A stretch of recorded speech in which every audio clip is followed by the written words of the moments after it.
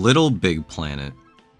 You ever pay attention to the words that spill out of your mouth when you say the title of a video game? Like, we've all gotten so accustomed to saying things like Red Dead Redemption and Immortals Phoenix Rising that it takes a game like Little Big Planet to make you realize that we've just been playing Russian roulette with the alphabet for years. The Little Big Planet series is one that's very close to my heart. I've played every mainline game, and when I tell you that I love this series, you can believe me, because this was the version I played that got me into the franchise.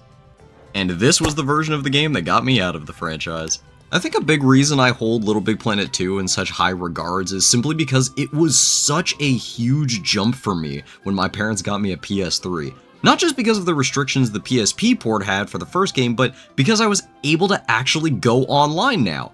Yes, you could have connected to the online services on the PSP, but if you were a kid back then with a console that could connect to the internet, you kinda just had to hope you had a parent that was smart enough to figure it out. Otherwise, you just open up the network settings and pray that one day it would just magically turn on. Little did I know playing exclusively offline was going to become a series staple. I don't know about you, but just about every piece of code these games have is burned into my soul, especially when it comes to the sounds. I mean, just listen to this.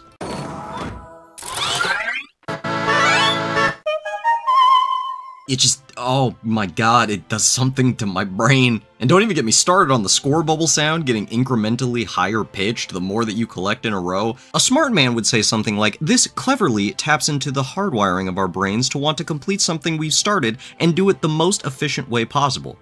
But me, I'm not a smart man, I just know that this is where my praise king first started. I kinda just wanted to talk about the music in Little Big Planet 2. I don't really have a set direction for where this video is gonna go. I might do more, I might not, but for now, I'm just gonna yap for a few minutes. Disclaimer, I am by no means a musical expert or musicologist, apparently that is a word, and the fact that I didn't know that should cement that I'm just a guy talking about how video game music from his childhood makes him feel. When it comes to the music in Little Big Planet, it can vary quite a lot. Despite that, I feel like so many of the tracks have a similar feeling or vibe to them. I hesitate to label them as liminal, but maybe otherworldly is a better word for it. Something like the Avalonia theme starts very softly. The sounds are cold and distant, something that just oozes intrigue. It's something you don't understand, but you feel like you're so close to being able to. You want to.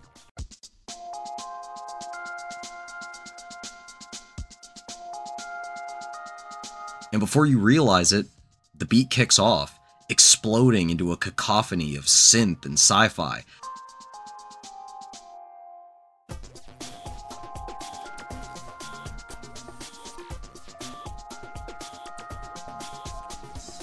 I feel like it fits the futuristic environment of Avalonia so well.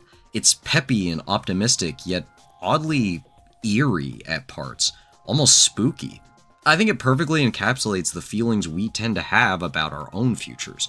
We wish that we could know what is to come, but how can we? It seems so far away, just like the beginning of this track. And all too often, our future can catch up to us without us even realizing.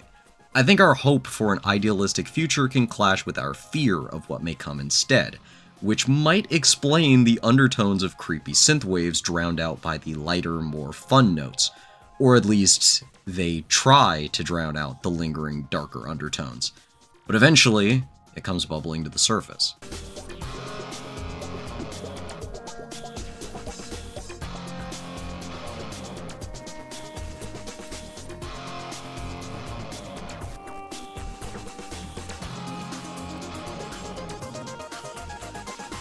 An intense droning sound interrupts the otherwise hopeful melody, like a muffled alarm trying to break through and warn you.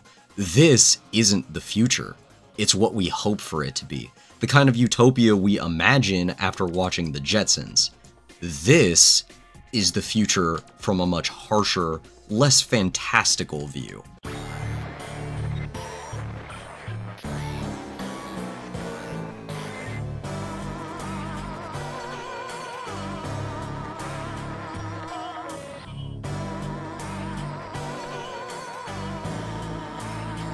The Factory of a Better Tomorrow is grim. It's oppressive. It's something straight out of Robots.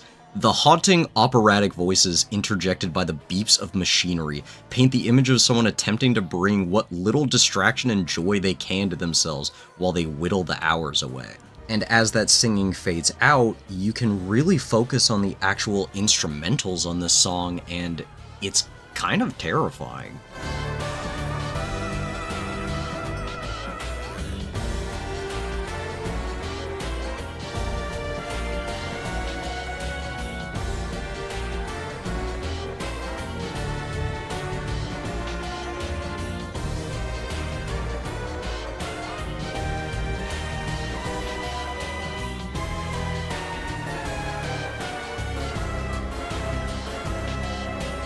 It gets less coherent and organized, switching and changing beats often. It's almost like the overworked bots are trying to avoid any amount of monotony that they can, not allowing anything to repeat too often, lest they completely lose it and go insane. And honestly, the longer that I listen, I feel like this is what plays in the minds of those who are driven to insanity through such cruel conditions as this. Maybe they ought to go to the asylum for such a thing.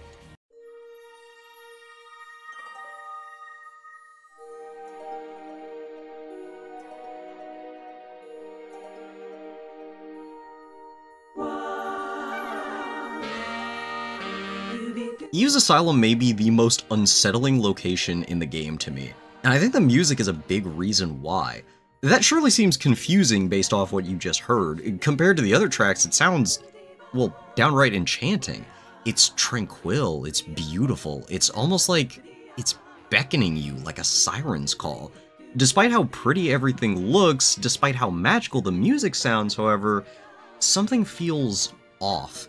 The Asylum's official title refers to it as a place for the mentally alternative. It's funny, yes, but it's also kinda uncomfortable to think about, like someone sterilizing true thoughts and intentions. And when you see characters from the previous game as patients here, you really start to question what they mean by mentally alternative. Like, maybe sending people here that simply don't fit into societal norms. Something uncomfortably similar to how asylums worked in the 1950s, a time period that Eve's Asylum is aesthetically very similar to. Tally marks are carved into the walls of the rooms, something that a prisoner would do, not a patient in a mental facility. And why is Eve's head caged, as if she too is trapped, struggling with her own mental state? And it's here that the song truly reveals itself.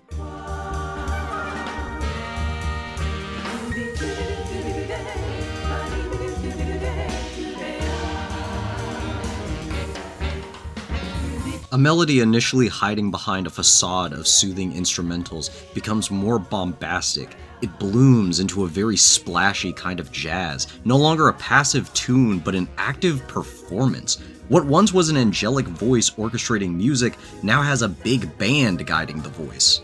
Wait, angelic? Angels? Heaven? Eve? As in Adam and Eve? The bite out of her head is starting to make a lot more sense.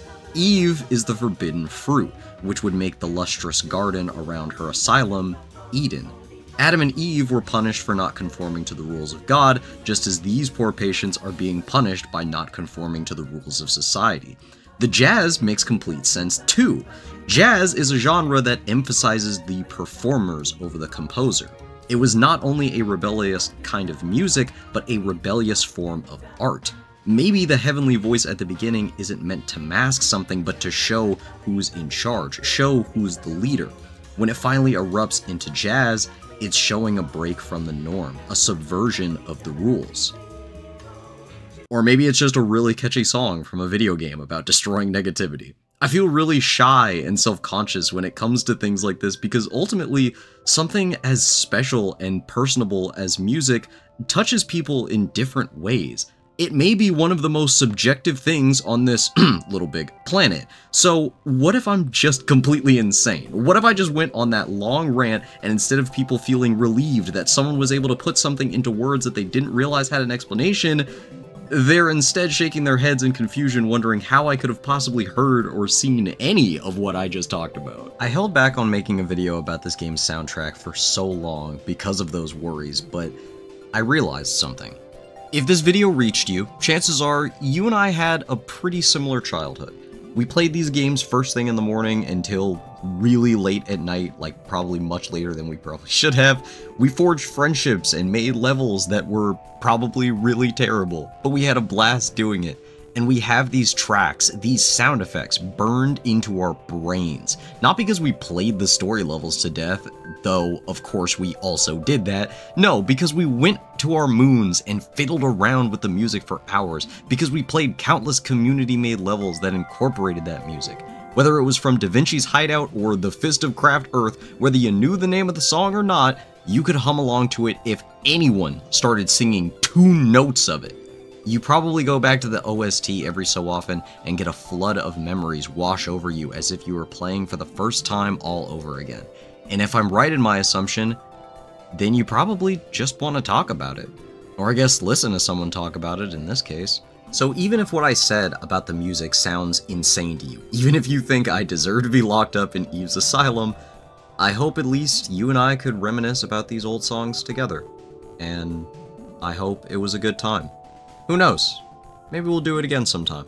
I'm definitely not short on Little Big Planet songs, and I don't think that either of us are short on memories.